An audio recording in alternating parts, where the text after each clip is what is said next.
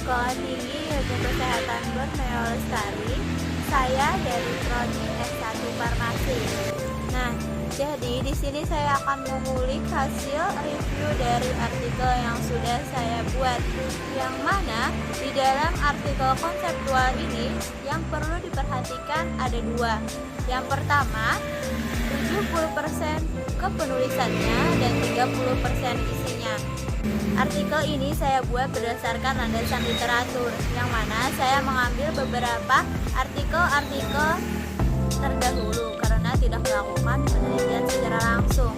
Maka ini gagasan pada artikel-artikel ini diambil pada kurun waktu 10 tahun terakhir. Dalam pembuatan artikel konseptual ini ada dua hal yang perlu diperhatikan.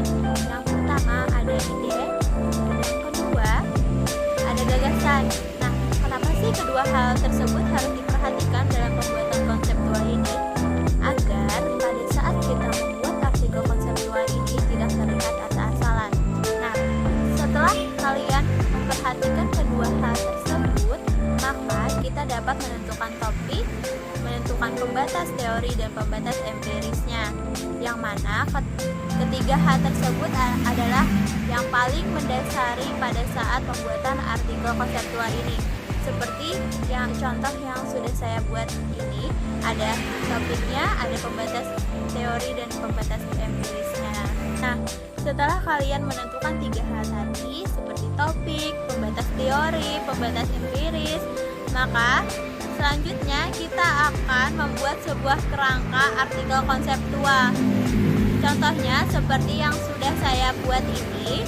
Yang pertama ada pendahuluan, kemudian ada pembahasan atau isi, dan ada penutup. Dalam pembuatan artikel konseptual ini, bahasa juga harus diperhatikan. Kenapa sih bahasa itu harus diperhatikan?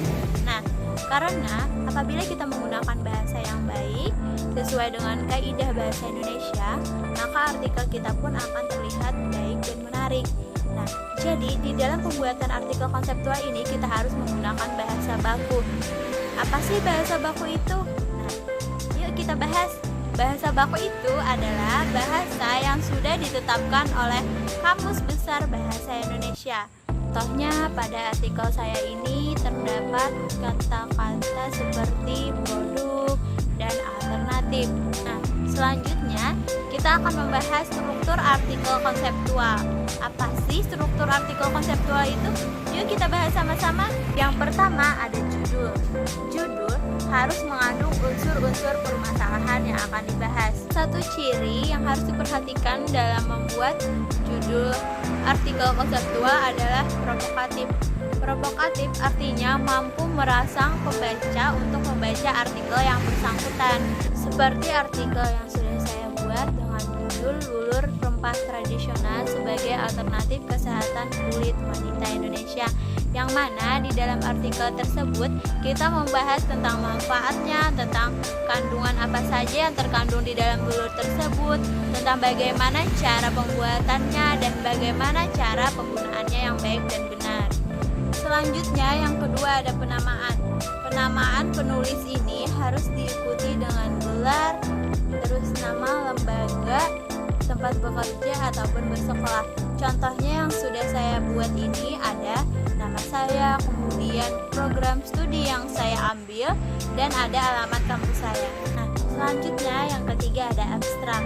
Pengembangan paragraf berdasarkan pada abstrak. Nah, terus apa sih tujuan dibuatnya abstrak ini? Jadi tujuan dibuatnya abstrak ini adalah agar pembaca memperoleh gambaran umum dari permasalahan yang akan dibahas di dalam artikel. Panjang abstrak minimal 250 kata, diketik dengan spasi tunggal dan disertai 3-5 kata kunci. Contohnya pada artikel yang sudah saya buat ini, panjang abstraknya ada 250 kata dan ada 3 kata kunci. Kita memasuki yang keempat. Yang keempat adalah bagian pendahuluan. Biasanya di bagian pendahuluan diakhiri dengan rumusan singkat 1-2 kata tentang hal-hal pokok yang akan dibahas. Nah, jadi di dalam pendahuluan ini akan disuguhkan hal-hal yang akan dibahas dalam isi artikel tersebut. Nah, jadi di pendahuluan biasanya ada latar belakang, kemudian ada rumusan masalah, tujuan masalah, dan manfaat. Kita akan bahas satu-satu mulai dari latar belakang. Kita mulai dari latar belakang. Latar belakang digunakan sebagai titik tolak untuk memberikan pemahaman kepada pembaca tentang artikel yang akan dibahas. Latar belakang yang saya buat ada 6 paragraf. Kemudian setelah membahas tentang latar belakang, kita memasuki tentang rumusan masalah. Rumusan masalah merupakan masalah-masalah yang akan diulik di dalam artikel ini. Setelah membahas tentang rumusan masalah, otomatis ada tujuan masalahnya. Nah, tujuan masalah di sini dibuat untuk menyelesaikan akar-akar masalah. Dan yang terakhir ada manfaat. Manfaat di sini bertujuan untuk membuka wawasan kita tentang artikel ini. Apabila kita mengetahui dasarnya, apa sih manfaat dari, misalnya manfaat dari artikel yang saya buat ini tentang lulur, otomatis orang akan tertarik untuk membaca isinya. Jadi di sini kita harus menyusun pendahuluan itu dengan baik, mulai dari latar belakang, rumusan masalah, tujuan masalah, dan manfaatnya. Kenapa? Agar pembaca itu tertarik untuk membaca artikel yang kita buat. Selanjutnya yang kelima. Kelima ada isi atau pembahasan.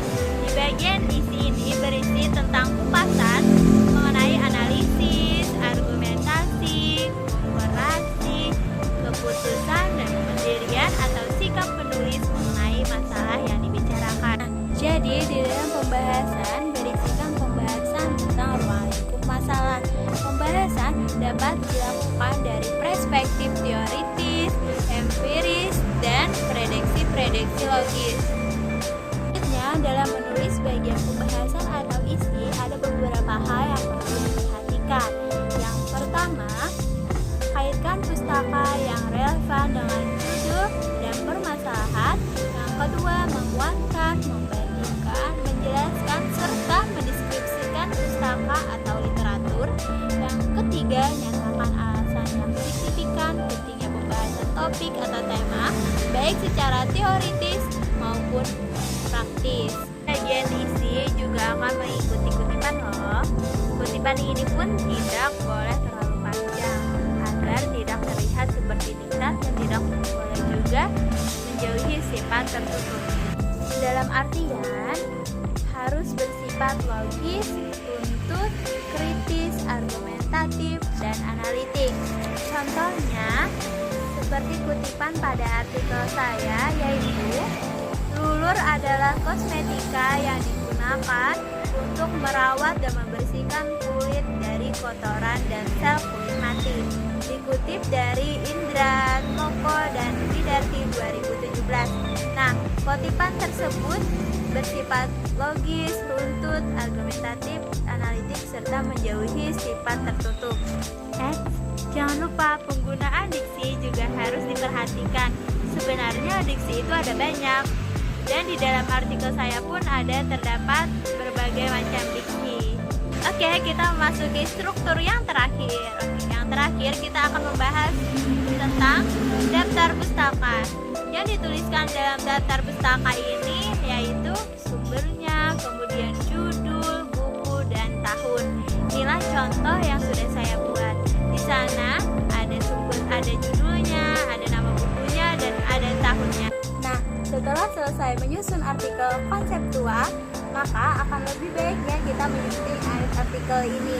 Nah, sebelum menyunting artikel ini, kita harus cari tahu dulu apa sih penyuntingan itu. Nah, jadi penyuntingan itu adalah menyiapkan naskah dengan memperhatikan segi sistematika seperti penyajian, isi, dan bahasa menyangkut ejaannya, diksi, dan struktur kalimat. Nah, setelah kita mengetahui pengertian dari penyuntingan, maka kita akan membahas tentang tujuan dari penyuntingan. Nah, yang pertama, untuk memastikan penyebaran ide dalam bahasa yang gramatik, jelas, indah, dan menarik.